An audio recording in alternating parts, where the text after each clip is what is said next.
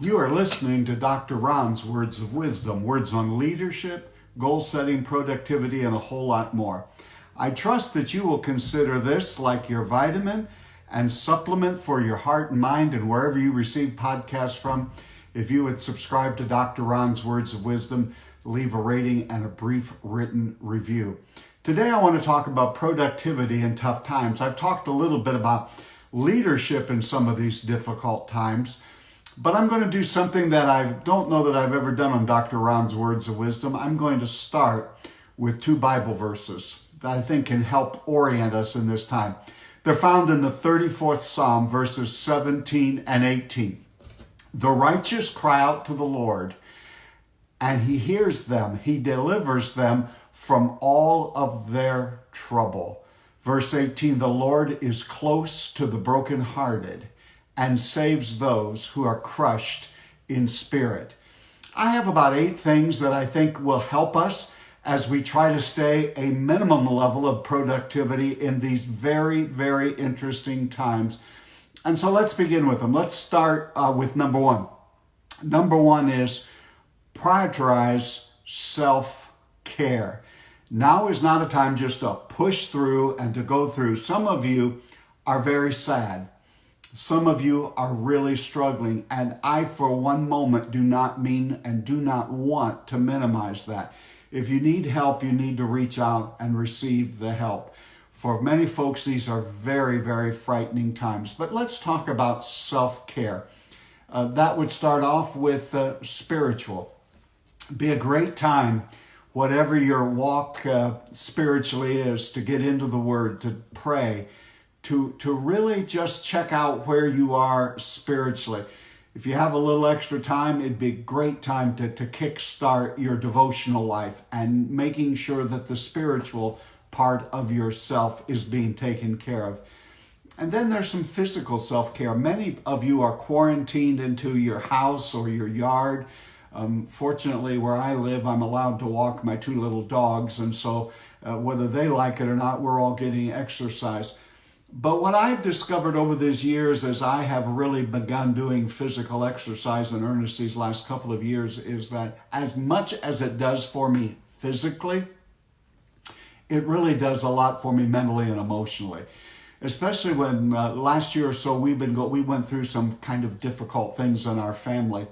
And I found that when I did the exercise, it really relieves the tension and the stress. So find some way, even in the close quarters, to take care of yourself physically. I've already discussed it, but let me highlight it again as we're talking about prioritizing self-care during these times is make sure you take care of your emotional and mental state.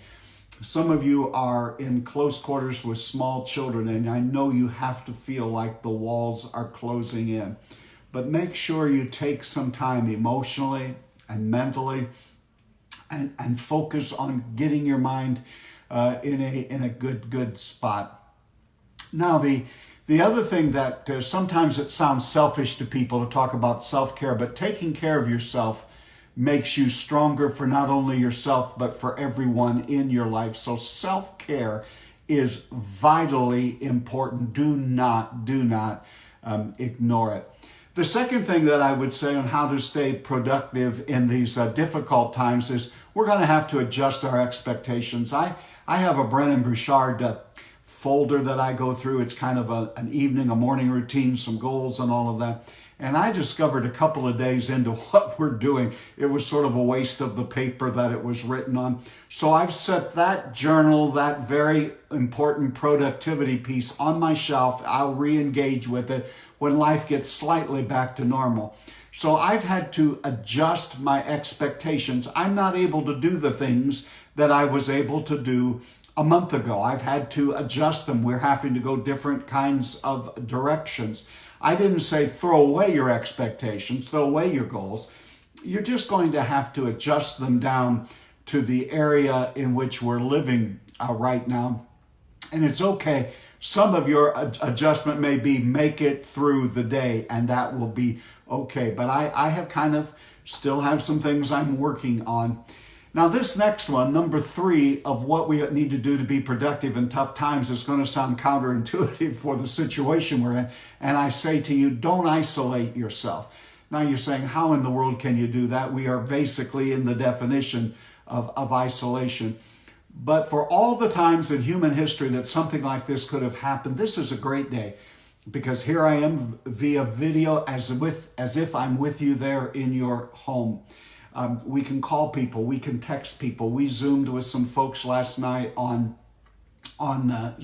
Zoom. We got together.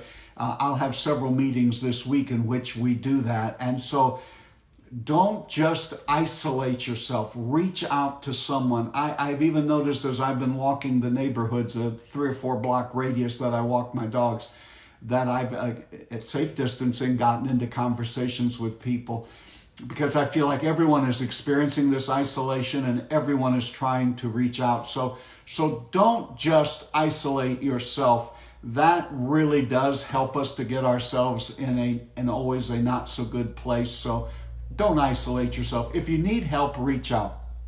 And that leads me to the 4th of the 8 things I'm going to talk about how to be productive in times like that, is help others. The other day I was walking with my 2 little dogs, and a couple of ladies in their house were struggling with moving something. So I said to them, if you'll come out here and stand and hold my dogs, I'll move that into your garage for you. I didn't know them, they didn't know me, but this kind of a time. And we all felt better about just a little bit of help. If you know that there's someone in your family or friends who gets discouraged easily and are very sad, keep touching base with them. Reach out to them. Let you be a shoulder they can cry on. Let you be someone who can offer help. It's probably not very often that you've heard Dr. Ron quote John Lennon, but John Lennon has a great lyric, a great quote that says, don't count your age by your friends and not years. Count your life by smiles and not by tears. So let's find some friends. Let's reach out to folks. Let's be especially sensitive to those who are hurting. Let's help others. Sometimes we can get so focused on ourselves and trying to get through something that we forget there are a lot of hurting people in our sphere of influence, and we just need to reach out to them and really do what we can to be a help to them. Number 5 is write things down. You know, a short pencil beats a long memory all the time, but especially in days like this where emotionally, mentally, we're a little frazzled and things are coming to us and at us, and we think, well, I'll remember that. Write things down. If someone gives you a piece of information, don't at any time not to rely on our own mind to help us to remember things would be right now. Make sure, if you're going to stay productive in these very tough times, then make sure you write things down. All right, let's get ready to take this to the barn. Number 6. Remember, bad times do end, and think of all of the things in the past you have overcome. Bad times come, bad times go, and there'll be more, and we'll get through this, and you've overcome before. Here's what will happen to a lot of us. Even though I'm not as busy doing things I did a month ago, for this week alone, I have 5 or 6 meetings that I'll be a part of. There are some ways in which our lives feel a little bit busier maybe than they were doing different things. But no matter how bad it is right now where you live in this world, bad times and tough times will end. Think back, just reflect for a few moments today of hard times in your life that the Lord has brought you through, and you have made it through okay. You're going to make it. You're going to make it through again. The one thing that I want you to remember as we try to stay productive during these tough times is, unlike other events in my life, like last year when we had 2 or 3 kind of difficult situations to deal with, my wife and I, we were the only ones going through those unique things. The advantage we have in what we're going through right now is everyone is going through it with us. Everyone has to go through kind of the same things that we're going through. Now, that's not to give us some false sense, well, I'm miserable and everyone else is miserable, so I'll be happy about that.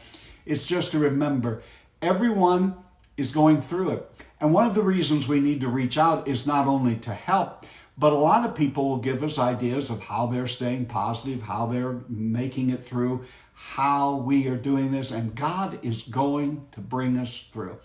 The eighth one may be, in fact, the most important one that I want you to think about. When we get through this, we are going to have learned some invaluable lessons. So in the same little piece of paper that I told you, if somebody needs you to remember something, write it down. Here's another thing I want to do, and I'm going to do that. And after this is all over, I want us to share together. What are you learning through this? What are you learning? Here's what I'm learning. I'm learning we really do need each other, and that together we are stronger than we are by ourselves. I am learning that things that perhaps I had taken for granted are really vital. The fact that the first time I can remember in my lifetime, I was not at a church sanctuary for Easter Sunday morning, and yet the gospel message was proclaimed. But I'll never take for granted meeting with other believers. I'm a person who has a tendency to go out to eat a lot, and I kind of take it for granted. And now when I go out to eat with friends, it's going to be a lot more exciting and a lot more important. Just being able to move around and go and do the things you want to do. There are a lot of things I'm learning, but I want to tell you what's at the top of the list of things I've learned. God is faithful, and he meets us exactly where we are, and he brings us through. In the translation that I preach out of, I love Philippians 4:13, which says, I can do everything through him who gives me strength. In the way it's translated in the NIV, it's 10 words. And so here's how I kind of illustrate it. You know, right now we have our fists clenched. We're just trying to fight through this. And at times we're angry and our fists are clenched. And when you're feeling that during this time, here's what I want you to do. I want you to clench your fists. And then I want you to quote Philippians 4:13. And as you do, let go of whatever it is you're fighting about, because it has 10 words like you have 10 digits on your hands. I can do everything through him who gives me strength. And I go from fighting and clenching to praising him. Right now, we need to give the pandemic to him. We need to give all of our what ifs and what will happen and how will we get through that and how am I going to make it. And remember, I can do everything through him who gives me strength. Tough times come and go, but God is forever. Friends, let's stay productive. Let's stay trusting God. Let's keep sweet. Let's prioritize. Make sure you take care of yourselves. Adjust your expectations. Don't just totally isolate yourselves away from people. Please, please, please help someone today. Write down things so you don't forget them. Remember, bad times will come to an end. You've overcome before. Everyone's going through this. And make sure you write down what you're learning. I'm going to be excited to hear all of the lessons that God has taught us during this time. And remember, you can do everything through him who gives you strength. You've been listening to Dr. Ron's Words of Wisdom, words on leadership, productivity, goal setting, and a whole lot more. And wherever you receive podcasts, if you'll subscribe to Dr. Ron's Words of Wisdom and leave a brief rating and a review, I will greatly appreciate it. And remember, my friends, you are doing better than you think you are. You really are. And until next time, this is Dr. Ron saying, have a great and blessed day.